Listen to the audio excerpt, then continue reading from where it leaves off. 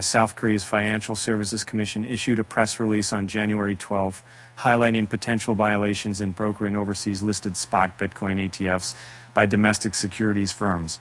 The advisory comes as the FSC grapples with regulatory frameworks and challenges posed by virtual assets, leaving major securities companies like Mirae Asset Securities and Samsung Securities to preemptively suspend their brokerage services for Canadian and German spot Bitcoin ETFs.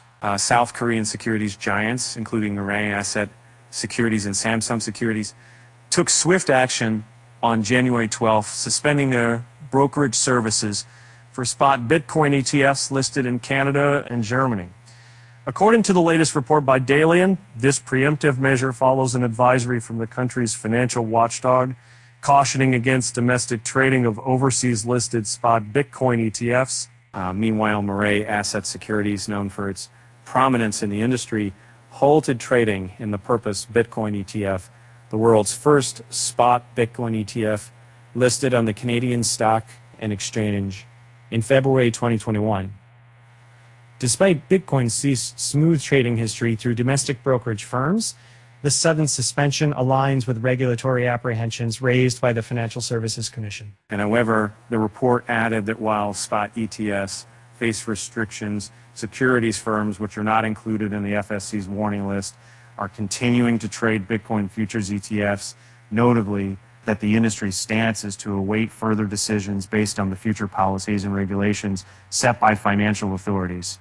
The U.S. Securities and Exchange Commission recently greenlit the listing and trading of spot Bitcoin ETFs on January 10th, leading to the listing of 11 ETFs on January 11th. However, South Korea's Financial Services Commission promptly cautioned that brokering overseas listed Bitcoin spot ETFs might contravene existing government positions on virtual assets and the Capital Markets Act. Meanwhile, current regulations classified Bitcoin spot ETFs as non-financial investment products, raising concerns about securities firms overstepping their licensing boundaries by brokering these products. As a result, major securities and companies opted to prohibit their purchase, emphasizing the regulatory uncertainty surrounding cryptocurrency trading in South Korea. And notably, this development comes after a day CoinGate reported that South Korea's Financial Services Commission remains resolute in maintaining its ban on crypto ETFs.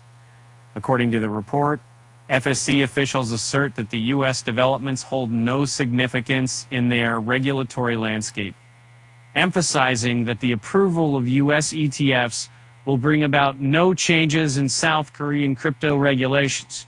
However, despite the current limitations, the Financial Services Commission have left open the possibility of investment in overseas listed Bitcoin spot ETFs in the future.